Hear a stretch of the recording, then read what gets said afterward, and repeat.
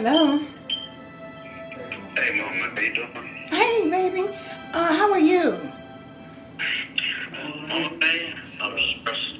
Well, wait a minute. Hold it. I'm just about up to be filmed. Just 1 second. Let me ask them to hold up for a minute. Take 5, please. Hello. Go ahead, baby. What's wrong? I need to talk to you. I got court with you. And this is what the district is, they're offering me 2 years imprisonment. They're blocking it for 2 years. For how many years? I'm going to lose everything. Baby, listen. Don't be worried, so I done told you. You're a man with a repentance heart. Mama, you saying that, Mama, I'm going to lose everything. Baby, you're not going to lose everything. We have to decree this thing. We have to believe. We haven't come this far. We come this far by faith, not by fear. Mama, I ain't got nothing else. I'll lose my job. Well, you're not going to lose your job. I believe for what God has done for my 3 sons, he set the captive free. I believe that God will do the same thing for you. And we've been praying about this thing for quite a while now. I'm okay, but tomorrow I'm walking in the courtroom. I'm not taking my life. I ain't gonna sit. I'm trying not to sit in no bar, behind no bars. Baby, if you walk in that courtroom believing and trusting that God is going to deliver you out. If you keep saying this, you're going in. But if you stop saying this and come on, I need you to say, I'm going to be free. God has forgiven me. I'm going to make it through this storm. Baby, you got to lean with me now. Come on. Come on, baby. Lean with me. Lean on Jesus with me, baby. Please. Okay, I'm going to get back what you was doing. You call me Sorry, tonight. how are you? Okay, Mom. You call me tonight. This line is open 24/7 for you. Okay? Okay, Mama. Okay, baby. Love you. All right, thank you. Okay. All right, love you too. Thank you. All right. Bye, sweetie.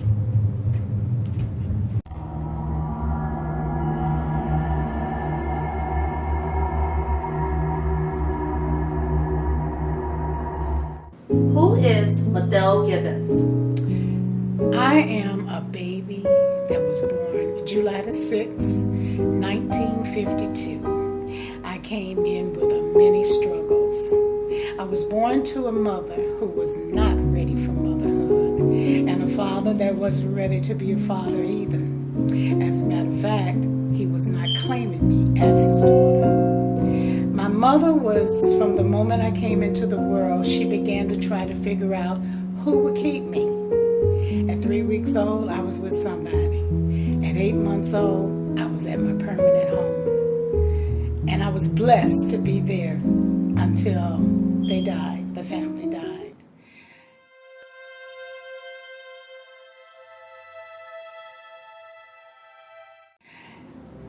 It gave me the opportunity to become, I want to say, one of the greatest women in the world.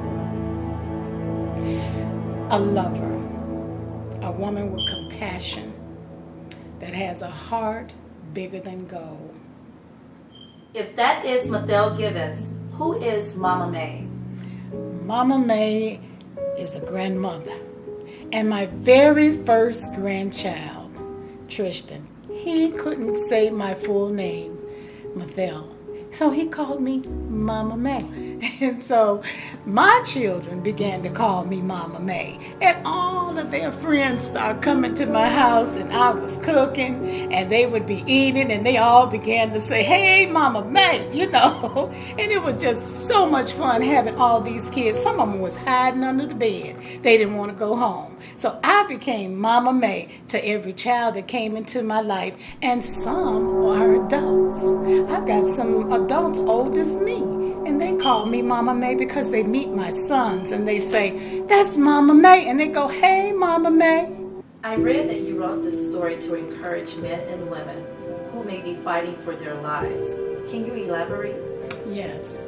I want to see you live. I don't want to see you die. I have this heart of love. So if I can help you through my writing, I know what it feels like to almost want to give up.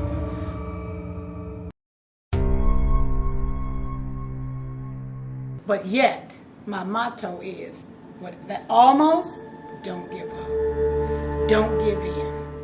Don't quit. And that's what it's all about, is to be able to extend heart, love, and a helping hand to somebody that's hurting. And if I know you're hurting, I want to be able to help you, because I've hurt a little bit myself in life, but I learned to encourage myself when there's no one else around. I'm getting strength from you, young man. I would like to quote something from your book that I fell in love with. You stated that the war you find yourself in is not with another two-legged being, man or woman. That's deep. Can you explain that to me? That's the devil. You know, when you have adversities, when you find out, I'm trying to get this job, and I'm not sure if I'm going to get it, you'll hear this in your head saying, you're not going to get it. You can forget that. It's not coming. That's the devil. That's a spirit. But if over here, see, you have to continue to trust and believe and know I'm going to get it. I'm a winner. I'm going to get this job. This is mine. I don't have no problems with this job. I'm qualified. But that old spirit will always try to go in your head and tear you down. Or you leave that job, filled out that application, then you get home and all of a sudden the kitchen's on fire. You're like, oh my God, what's going on here? You just go on and put it out with the extinguisher. You can't lose here because you're a winner. That's what it is. It's a spirit. And don't let that spirit get in your head. Tell it no. You a liar. Your tail's on fire. Go back to the beginning. Would it be safe to say that you come from a family of entertainers? Ooh, yes, it will. Well, my dad was an entertainer. My mama was an entertainer. My grandmother was an entertainer, and I was an entertainer too. I was a brown sugar baby.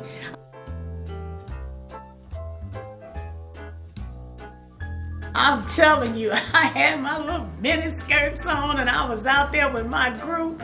We were having a ball, a really ball. We call it bow. We was having a ball. Yes, we were. When I think about it, I need to fan myself. It was a lot of fun out there. We were just going around singing our songs. Oh, yes. We were a hot little group. I'm telling you, it was outstanding. We used to do all kinds of shows in Ford Heights. We used to be in all the talent shows and we would win. And then we would go to the High Chaparral, my group. And it was my girlfriend, B, a young lady named Aurelia Kennedy, another young lady named Karen Bell. And I mean, Karen Bell could sing, honey. And hey, we all took turns leading, and I always did the emotions. Boy, I could sing like them girls. I mean, I could pull it back. And we wore those long velvet dresses with the splits up the side, with a little rhinestone pin on the thigh, and a fox fling across our shoulders, baby. And I'm telling you, we would go out there and do our little dance and our song and sing. And I couldn't always remember a song. I always can remember a couple of lines, but when I back up a little bit, the girls would tell me the next line. They would say it hard, I'd come up here just to sing. Oh, it was just absolutely phenomenal developing this group called the Brown Sugars, honey. We had a good time doing what we did, and we were the best. I'm telling you, we could have been way out there, but one thing happened. We married these guys. And they did not want us singing out here. And that's why we had to stop. One of my girlfriend B, her husband would actually come pick her up off the stage and carry her away. Take her off the stage and she would be just a singing. okay? And so we had to stop. And my husband, he would sit outside, wait for me to get off, and I jump in the car with my girlfriend B, and I tell her, drive to the police station, baby, drive to the police station. Because he didn't want me singing. And we had to finally just give it up. And that's how we stopped. But I encourage everybody to don't stop your dreams. I don't care who it is and what it is trying to stop you. Follow your dreams. That's all I can say.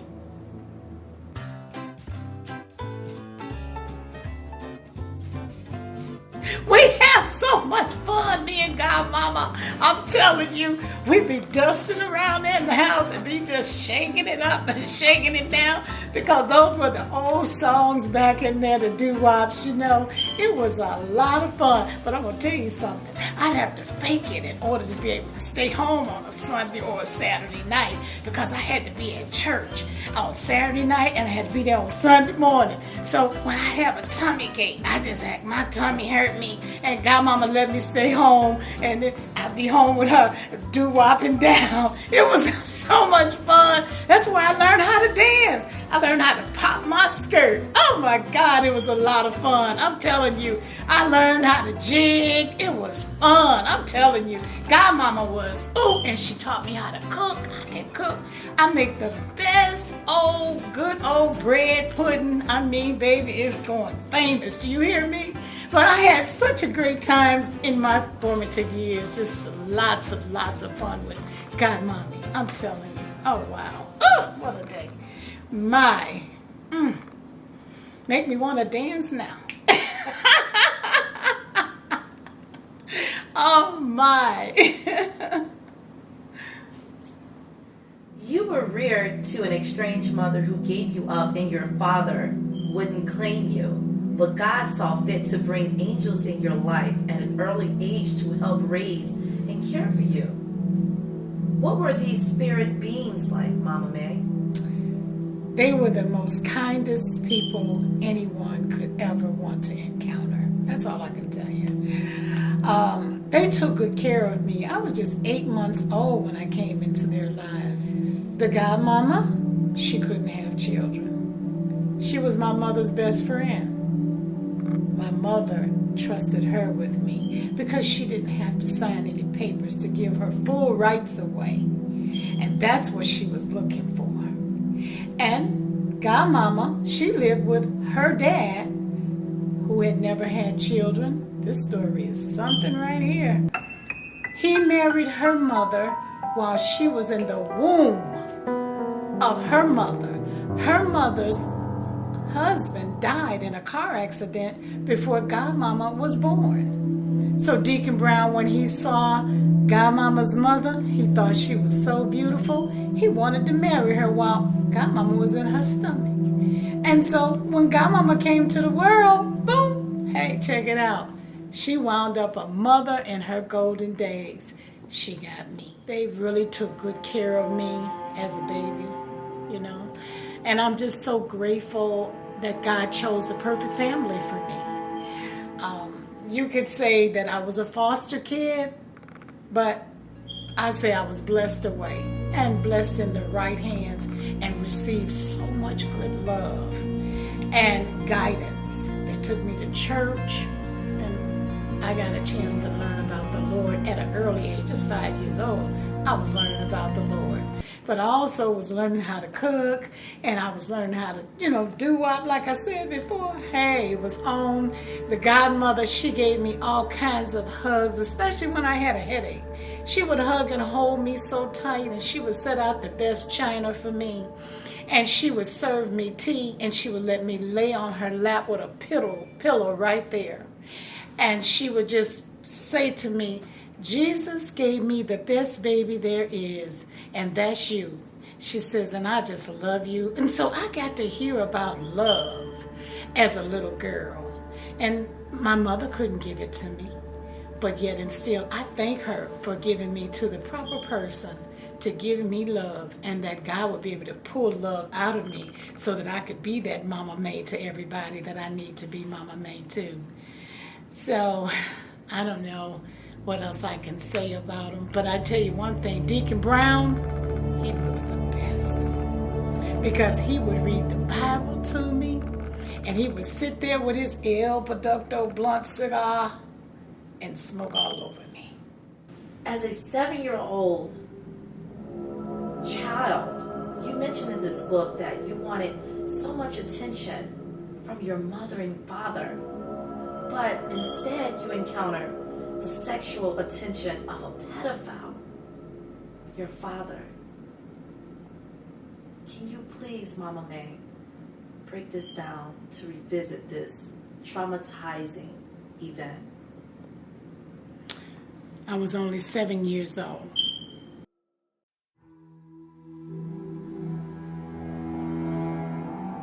My godmother would send me for visits to visit with my mom and my dad. Of course, at that age, I didn't know what had happened to me when it happened. All I know is when I came home, I could just keep pointing to down below.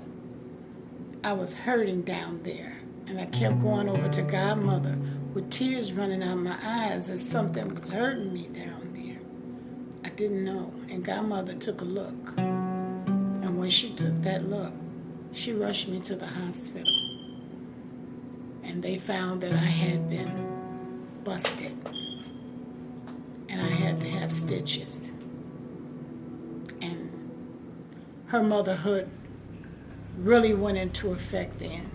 She took good care of me. She had to do certain things with me, such as, the bathing part, putting certain medications down below. And she also needed to get me under psychiatric care, children's psychiatric care. And we just weren't sure if it was my father. She really wasn't sure because there was someone else going around doing this to kids. And she just didn't want to believe that it would be my father. But she knew that's where she had sent me. But they said I had been outside playing. And with me being outside playing, anybody could have done it. It was later in life when I recognized who it was.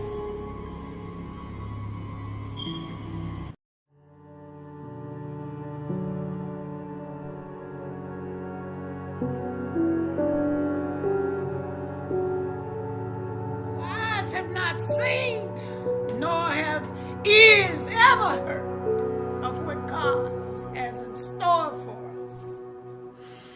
My Lord, all those that stay fast with the Lord shall reap.